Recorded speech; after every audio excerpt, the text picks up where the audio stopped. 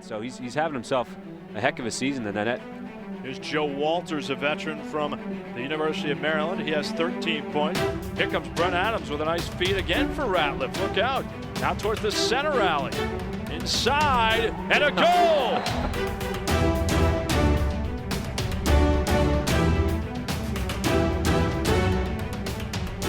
Pass inside, Ratliff again! Here we go. He's just pure money to give and go with Will Manny. Right to Joe Walters, really creative. Crowley out of Stony Brook. And that pass is deflected by Ratliff. Boston out of the playoffs. Adam Rand back in the X spot for Chesapeake.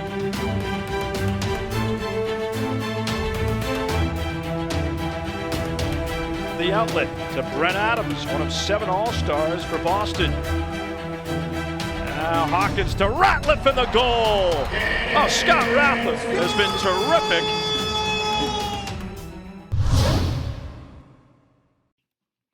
Hey, what's up, Lacrosse Hub? Scott Ratliff here. I'm here to answer some of the best questions that were sent in via Instagram to Lacrosse Hub.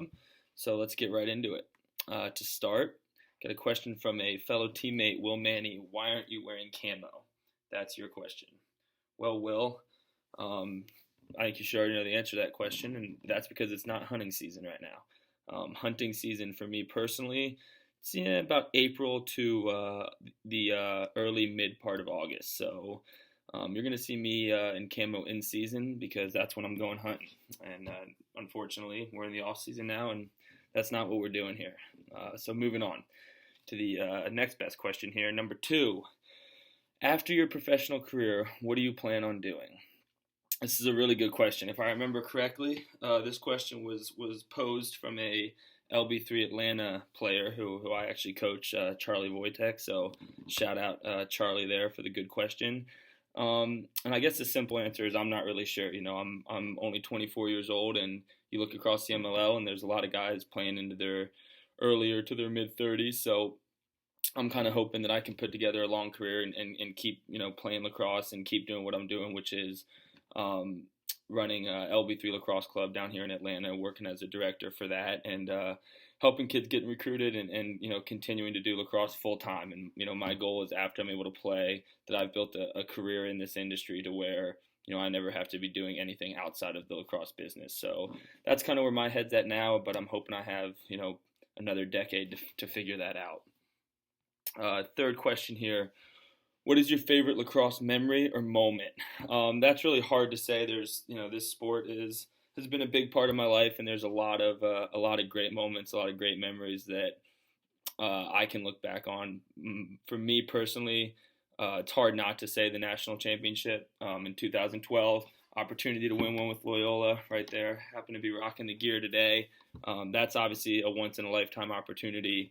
Not just to win that game, but to be a part of a Final Four weekend and kind of see, just how big lacrosse can become and what it looks like at its absolute peak. So winning the national championship, a little side story on that, beating University of Maryland, which was my dream school, my dad's alma mater, kind of that whole scenario made it really special, was really cool. So that's got to be my favorite lacrosse memory up until this point.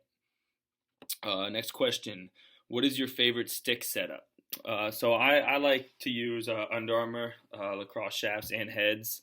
I think Under Armour's really made a lot of improvements in their lacrosse equipment over the last couple years, and anxious and eager and hoping that they'll be able to make their way into Major League Lacrosse so I can start using that equipment in games.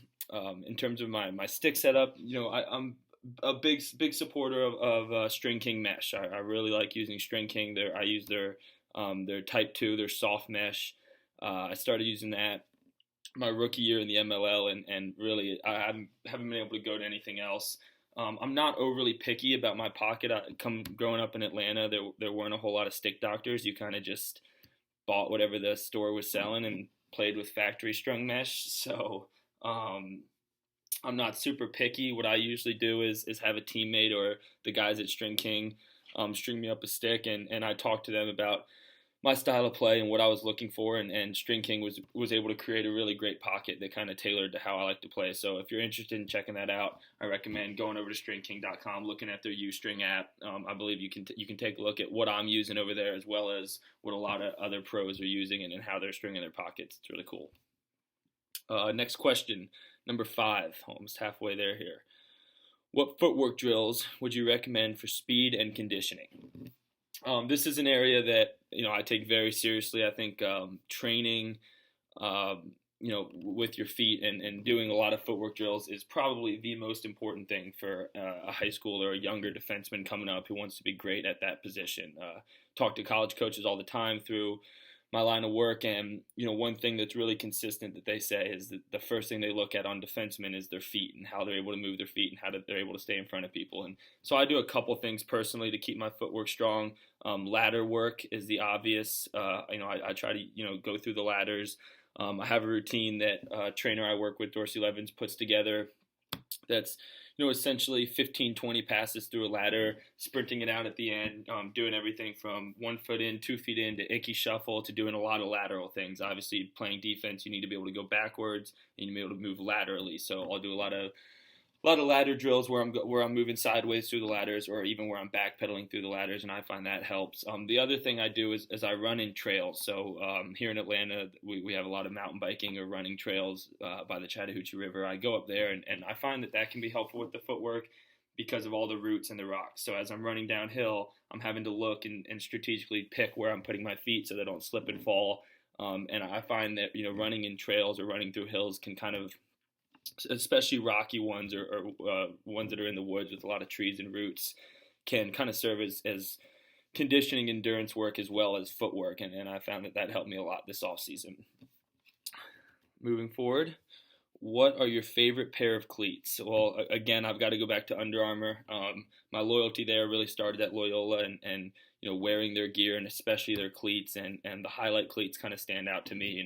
I was somebody that always had ankle issues and sprained my ankles a lot growing up in high school and college, and the truth is I started using those cleats and I haven't had an issue since. So I really, not just the comfort and the support they provide, but also style wise, I really like the Under Armour highlight cleats. What is your best pregame meal? I'm pretty simple.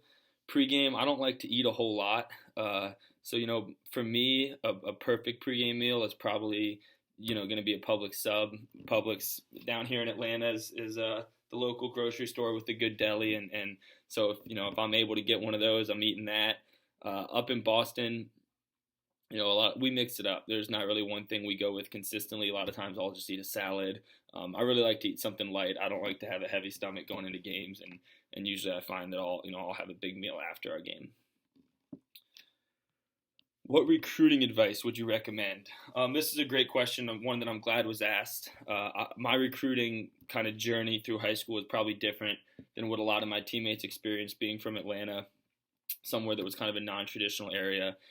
My advice in terms of recruiting is kind of twofold. And first, it's to have a plan and to understand that, schools aren't necessarily just going to come find you. And just because you're a good player doesn't mean you can just kind of sit around and wait and expect to be recruited. You need to have a plan. You need to have a strategy. You need to actively recruit yourself by reaching out to coaches, emailing coaches, putting yourself out there in front of them and following up with them and staying diligent with it. And so that's the first part. And the second part, really almost goes against that, but it's focus on getting better.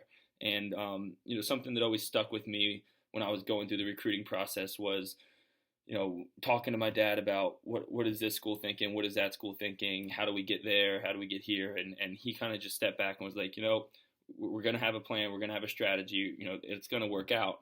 But just remember, if you train extremely hard and you're the best player on the field in every game you play, then the options are going to be there, and there's going to be coaches that see you.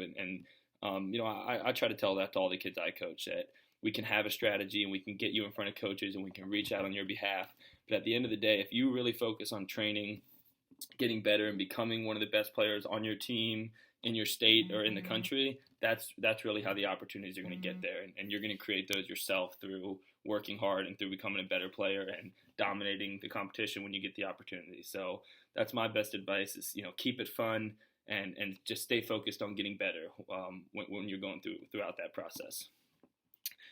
Lastly, or here, I guess number 9, what got you started in the sport? I mentioned my father a couple times. He played at the University of Maryland, was a Hereford High School graduate out of Baltimore. So I was lucky enough to kind of be born into it. And I was holding a stick before I can walk and was playing in some of the first leagues that were started down here in Atlanta. So, I'm lucky, and it's pretty cool to be able to follow my dad's footsteps and play the same sport that he played. Last, what would you say the most interesting thing that people don't know about you is? That's hard to say. It's that's kind of one of those on-the-spot questions that you can't always come up with a super clever answer. I think one thing that may be interesting is that I was born in California. I think I represent Atlanta and Georgia pretty hard. I moved here when I was 4 years old and was raised here and really see Georgia as home. But it actually all started for me in Dana Point, California. So if there's any Orange County watchers out there, shout out to them. I still have a lot of love for Dana Point. A lot of family that lives in California, but as you can see with the hat, I still gotta rep Georgia as my hometown. So anyway, thanks for tuning in. I hope that was entertaining. Appreciate all the support and keep playing lacrosse, keep loving it. Check back with you guys soon.